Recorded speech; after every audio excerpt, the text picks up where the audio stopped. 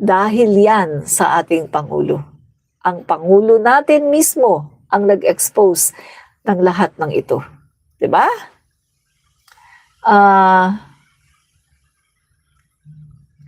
John Paul, may mga rapper influencer na nagsalitang nakaitim din sa luneta ang kasabuat ng mga nanggulo sa Maynila. Tugisin at lupilin mo sila, Yorme. Makikita mo mga kaibigan no? Mga nakamaskara, mga nakatakip sila, no? Ayaw nila magpakita ng mukha nila. Pagkatapos yan, talagang nanakit ng mga pulis, grabe mga kaibigan yung ginawa nila. So ngayon, iyak-iyak sila. Nakakulong sila ngayon. Walang pampiyansa, sabi ng nanay, pagkain nga daw, wala pang piyansa pa. Bakit nila kinukonsinti ang kanilang mga anak? Dahil pag pumunta sa rally, may bayad. Pero ano nga sabi ko? Yung binayad sa kanila, sasapat ba yun pang piyansa? Sabi ng nanay, hindi daw niya alam na ganun daw pala katindi yung rally.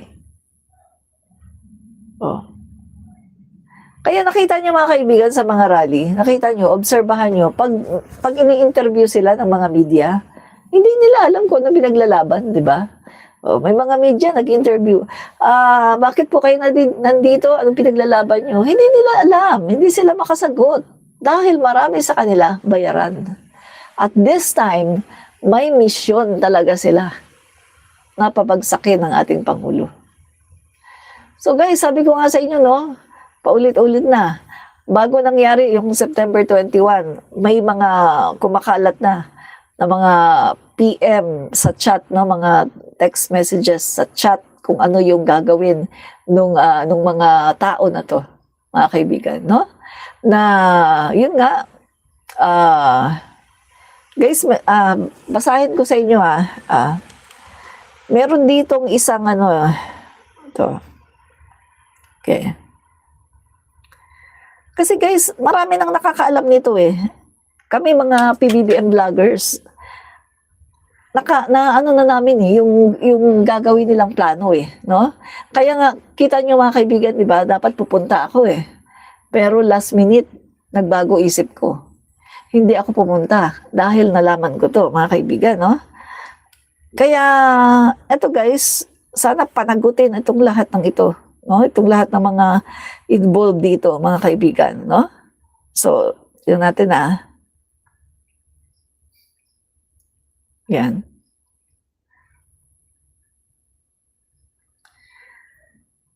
So, ito mga kaibigan, ito ang gusto nilang gawin. Kita nyo to. Indonesia, Nepal, at gusto nila mangyari sa Malacanang, ganun din.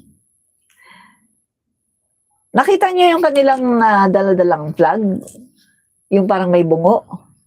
Yun yung ganong-ganong flag ang daladala nung mga nasa Indonesia na nagrarally.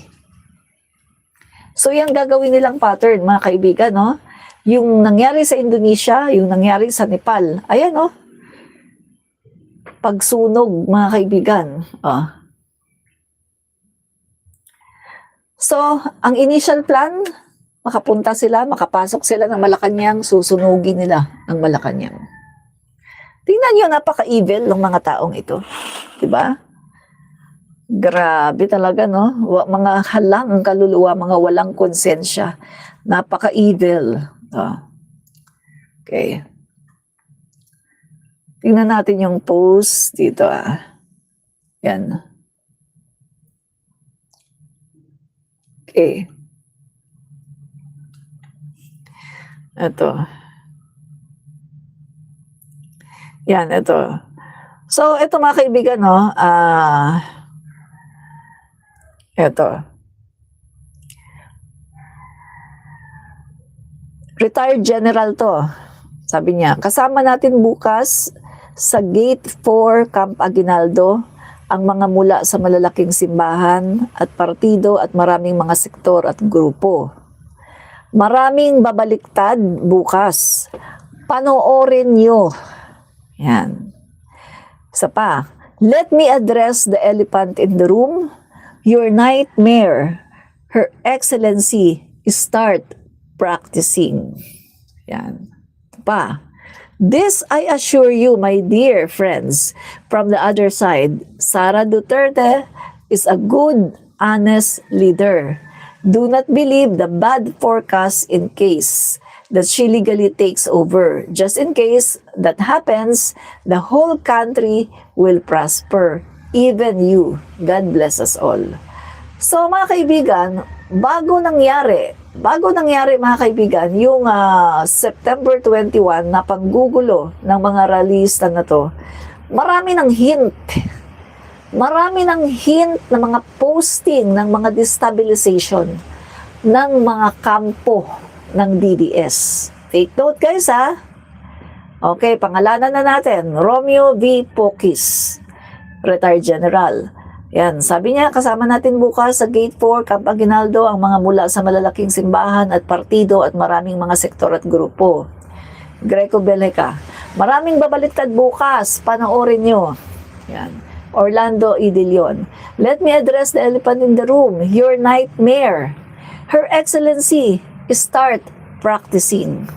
Oh, Her Excellency, start practicing. Sino yung sinasabi niyang Her Excellency? Si Sara Duterte yan. Mag-umpisa ka na daw na mag-practice kasi ikaw na ang next president. Tingnan niyo, oh. Ikaw na ang next president, mag-umpisa ka na, mag-start ka na mag-practice. Her Excellency, start practicing. Oh, di ba? Ano pa? Jimmy Bondok, this, I assure you, my dear friends from the other side, Sara Duterte is a good, honest leader. Do not believe the bad forecast in case she legally takes over. Case she legally takes over. Diba? So, ang tawag nila doon ay legally takes over. So, mga kaibigan, mukhang ano na sila yung sure na sila na magte-take over si Sara Duterte. Sure na sila 100% Sara Duterte ay magiging Pangulo ng Pilipinas. Dahil nga sa kanilang destabilization plot noong September 21. So ito yan. So ito yun, no? Nga ang destabilization moves ng mga DDS today.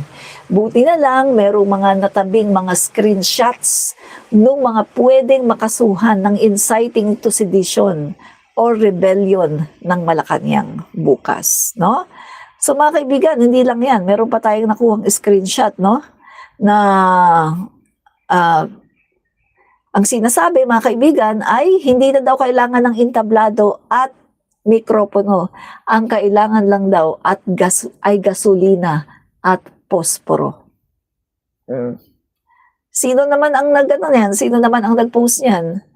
Yung kalbo, Morales, sa kanyang page, yan naman ang post niya. Hindi na kailangan ng microphone, ng entablado, gasolina lang daw at saka posporo, sapat na. So mga kaibigan, yung mga posting ng mga DDS, mabuti na lang, mga na-screenshot natin to, mga guys, no? Yung mga posting ng DDS before September 21 ay naglalaman ng mga mensahe na alam na nila ang mangyayari na magti-take over si Sara Duterte. Tingnan nyo, Tapos, Vice President Sara Duterte confirmed on Thursday, September 18, that 100 cattle will be slaughtered as part of the Pray for the Philippines gathering on September 21 at Rizal Park on San Pedro Street here. The Vice President said the event would combine prayers and political messages with intercessions focused on the country's situation and former President Rodrigo Duterte International Criminal Court. She likened the ritual to the biblical act of marking doors for protection from plagues saying the cattle offering represents Dabao's collective prayer for deliverance and blessings. Pak! Guys, kung kayo ay nagbabasa ng Biblia, alam niyo yung nangyari, mga kaibigan? Yung ang ginawa noon, lahat ng mga pintuan ng mga Israelita, nilagyan ng paint ng blood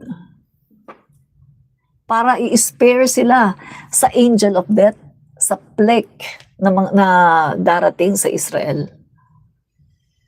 At pagkatapos ng mga kaibigan, ano nangyari? Victory for Israel. Na-defeat nila ang kalaban. Pak! Oh, kita natin mga kaibigan, connect lahat eh. Lahat connection. Tapos, nag-slaughter ng 100 na cow, nagpakain, victory party, dahil ang inaasahan nila, si Sara Duterte ang uupo na Pangulo ng Pilipinas pagdating ng September 22. Ngayon, wasak! Wasak na naman, failure na naman ang kanilang destabilization. Evil will not prosper in this country anymore. Evil will not prosper in the name of Jesus. Sa pangalan ni Jesus, hindi magpa-prosper ang lahat ng kasamaan ni Sara Duterte at ng mga DDS. Mga kaibigan, hindi napapayagan ng Diyos na mag-prosper ang kadiliman sa Pilipinas na ito. Hindi na tayo babalik sa kadiliman, mga kaibigan, na kung saan pinagkakatay ang mga Pilipino, pinagpapatay ang mga Pilipino kahit wala namang kasalanan. Hindi na tayo babalik sa kadiliman, sa pagnanakaw, sa korupsyon, at sa lahat ng kasamaan ng mga Duterte na ginawa nila ng 6 na taon. Hindi na tayo babalik dyan, mga kaibigan. Ipaglalaban natin ang Pilipinas na hindi tayo masakop ng China na gustong-gusto ng mga Duterte na maging province of China tayo. Hindi na tayo papayag, mga kaibigan, ipaglalaban natin ang Pilipinas. Kaya mga kaibigan, eto, nga ang mga DDS, ang kanilang plano. Failure at total failure ang plano ng mga DDS. Kita nyo, mga kaibigan? Nagko-connect lahat, di ba? Nagko-connect. So, ang gobyerno, mag-ano na kayo, aksyon na kayo. Ikulong ang lahat ng to. Ikulong ang lahat ng mga yan na talagang nagpapabagsak sa ating gobyerno. Kasuhan sila ng yung, di ba meron tayong anti-terror law? Kasuhan yung mga yan. Ikulong yung mga yan, yung mga DDS na yan. Dahil sila ang nagpapabagsak sa ating gobyerno. Nang dahil sa kanila, kaya hindi tayo sumusulong ng talagang tuloy-tuloy. Dahil ang ginagawa nila ay sinasabotahin nila ang ating ekonomiya at ang ating gobyerno. 'Di ba? So, yung mga kaibigan, no? Nakakasuka talaga. Tama ang sinabi mo, Resi Gilya. Nakakasuka talaga si Sara Duterte, 'di ba? Nakakasuka talaga, no? So, 'yan mga kaibigan, no? Okay. Ano pa? Eto mga kaibigan, Camp Aguinaldo. Bakit pinili ng mga DDS Camp Aguinaldo? Guys, gusto nilang gayahin yung panahon ng EDSA 1 na nakabudol, no? Nakakuha sila ng mga militar, mga kaibigan, gusto nilang gayahin yun. Panahon ng EDSA 1. So, doon sila sa Camp Aguinaldo, Okay. So, bago nangyari yung September 21, mga kaibigan, marami nang nagtatanong, bakit ba sa Camp Aguinaldo dumiretso at nag-camp out yung mga kilalang high-profile DDS at hindi sa liwasan ng EDSA? So mga kaibigan, malamang yun ang punteriya ng mga DDS, no, na retired general. Kasi kung makalusot sila at maka-take over, no, ang kampo, jackpot, instant access sa armas. At kung may armas na sila, anong kasunod? Diretso na, lusob sa Malacanang. Yan po mga kaibigan, Yan po mga kaibigan, yung mga analyzation, no, ng ating mga kababayan, no? So, yan guys.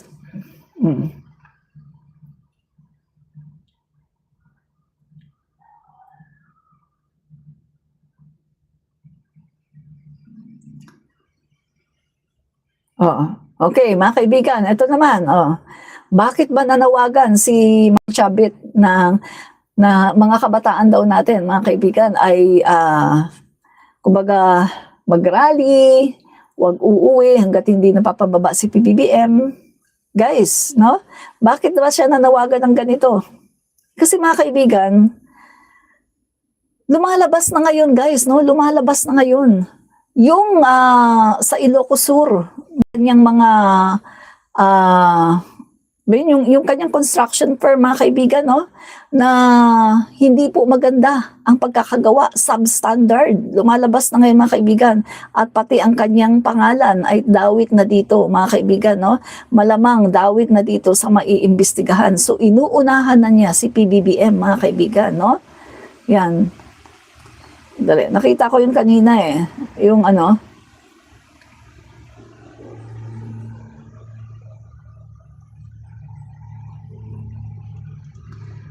oh guys, isa to, tingnan mo to. Bata, bata. Alam niyo ba, mga kaibigan, kitang-kita sa video, no? Merong matanda, no? Hindi naman siya matanda, kundi adult na. Kita mo sa build, kita mo sa nasa tamang edad na siya. Tapos iniutusan yung bata na umakyat sa stoplight para wasakin yung stoplight. Yung bata naman, umakyat sa stoplight. Umakyat sa stoplight at winasak. Nakita niyo, mga kaibigan? Tapos, dinig din sa video, mga kaibigan, na nung umuurong yung mga bata, kasi hinahabol ng mga kapulisan, nung umuurong, may sumisigaw. Balik kayo, balik kayo. Ang pagkakarinig ko, no? Balik kayo, balik kayo. Hindi bawal yan. So, balik na naman yung mga bata. So, itong mga batang ito, mga kaibigan, hindi sila kumikilos nang sila lang. Meron sa kanilang nagmamando na adult. Kita nyo yan? At tignan natin kung mapapatunayan yung kumalat din sa GC na merong mga taong labas from Davao City na pinapunta dito sa Manila para manggulo noong September 21. Tingnan natin kung lalabas din sa investigation ng PNP na merong mga taong labas. Pag sinabing taong labas, yan yung mga no permanent address. Alam niyo na, mga NPA. Meron daw mga no permanent address from Davao City. Pinapunta daw dito sa Manila para manggulo sa rally. Grabe, mga kaibigan, no? Grabe talaga. Ay, grabe talaga, mga kaibigan. So, ngayon, iyak sila. Paano na? Nagpakatay na sila ng 100 na baka. Nagpakain na sila. Nag-victory party na sila kasi si Sara Duterte na daw ang magiging pangulo. Paano yan? Iyak na naman sila. Hindi na naman sila nagtagumpay.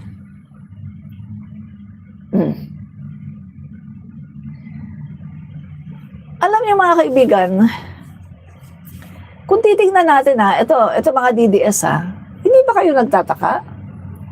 Bakit atat na atat si Sara Duterte na maupo na ngayon?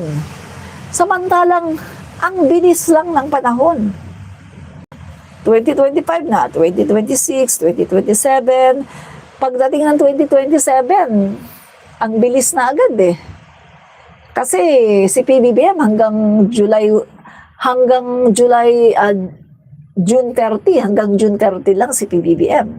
So, ibig sabihin, 2026, 2027, kung hindi na natin isasama itong 2025, nasa 2.5 years na lang si PBBM. Mabilis na ang 2.5 taon. Bakit hindi makapaghintay si Sara Duterte at ang mga DDS? Bakit excited sila na maupo sa pwesto? Bakit? Kailangan nilang pigilan si PBBM. Kailangan nilang mapatalsik sa pwesto si PBBM, lalo na ngayon na naglalabasan na ang mga baho ng past administration. Lalo na ngayon na ang dami ng personalidad ang nadadamay.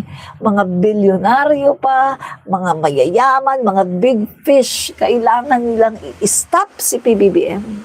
Dahil kapag si PBBM ay natanggal sa pwesto, stop na rin ang ICI, stop na ang lahat ng investigasyon, at tuloy-tuloy na naman ang kanilang mga masasamang mga gawain.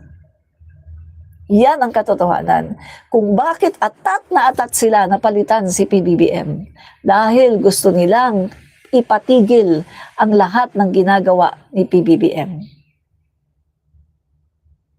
Kasi mga kaibigan ito, sa totoo lang kung wala silang tinatago, kung hindi sila takot sa ginagawa ng Pangulo, guys, 2.5 years, napakabilis lang yan.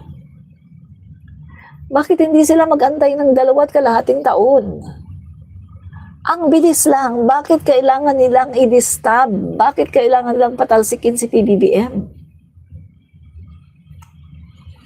Kasi naniniwala din ang kampo ni Sara Duterte na hindi kayang manalo ni Sara sa 2028. Lalo na ngayon na nakikita na ng mga Pilipino ang tunay na ugali ni Sara Duterte. Hindi siya mananalo sa 2028. Tingnan niyo mga kaibigan, sino ba naman ang boboto sa isang Sara Duterte na unang-una isa-isahin natin? Hot-tempered. Ang Pangulo ng Pilipinas, hindi ka pwedeng hot-tempered. Hindi pwedeng mabilis kang magalit, mananakit ka. Kung ano-anong magagawa mo, magmumura ka, mag-hire ka ng assassin, ipapatsugi mo lahat. Hindi pwedeng hot-tempered. Kailangan mahaba ang pasensya mo kasi Pangulo ka ng Pilipinas. Tatay ka ng Pilipinas, nanay ka ng Pilipinas, napakahaba dapat ng pasensya mo. Hot-tempered si Sara Duterte, hindi siya pwedeng maging Pangulo. Pangalawa, hindi pwedeng maging Pangulo ng Pilipinas ang isang tao na allergic sa accountability, ayaw ng accountability. Ayaw sumagot, basta sa usapin ng pera, kapag hinahanapan siya, ayaw niya. Ayaw po ng mga Pilipino ng corrupt na government official. Ayaw ng mga Pilipino ng magnanakaw. Yung sobrang lantaran ng pagnanakaw, tahasan ng pagnanakaw.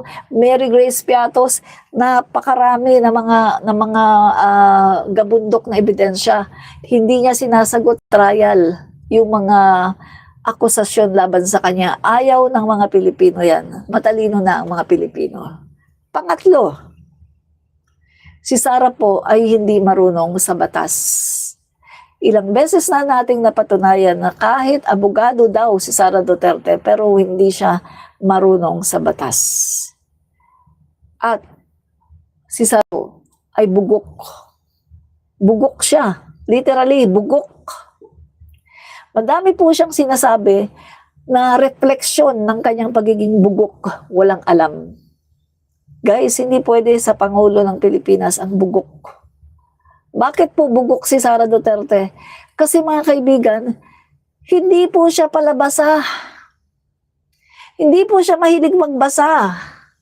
Wala po siyang interes sa pagbabasa. Ano ang interes ni Sara? Mag-movie marathon, manood ng Netflix, mag-movie marathon, yun ang interes ni Sara. Wala po siyang interes sa pagbabasa. Hindi po katulad kay PBBM na wide reader, lahat binabasa. Sabi nga ni Carlita Carlos, nagugulat siya ang Pangulo, lahat daw ng topic alam. Kapag may sinasabi daw siya, lahat daw alam. Nagugulat daw siya, napaka-advance daw ng Pangulo. Si Sara Duterte po hindi. Tamad po siya, hindi po siya nagbabasa. At malaking ebidensya nito, yung sinabi niya mismo, hindi daw niya na-review ang matatag curriculum dahil wala daw siyang background sa education. So lahat daw ay kanya na lang pinaubaya sa kanyang mga master teachers. My God! Secretary ka ng DepEd, hindi mo ni-review yung matatag curriculum na ini-introduce mo? Meron kang marami kang taon, meron kang kahit isang taon, araw-araw, isang page or kahit kalahating page, basahin mo. Pag may hindi ka na maintindihan,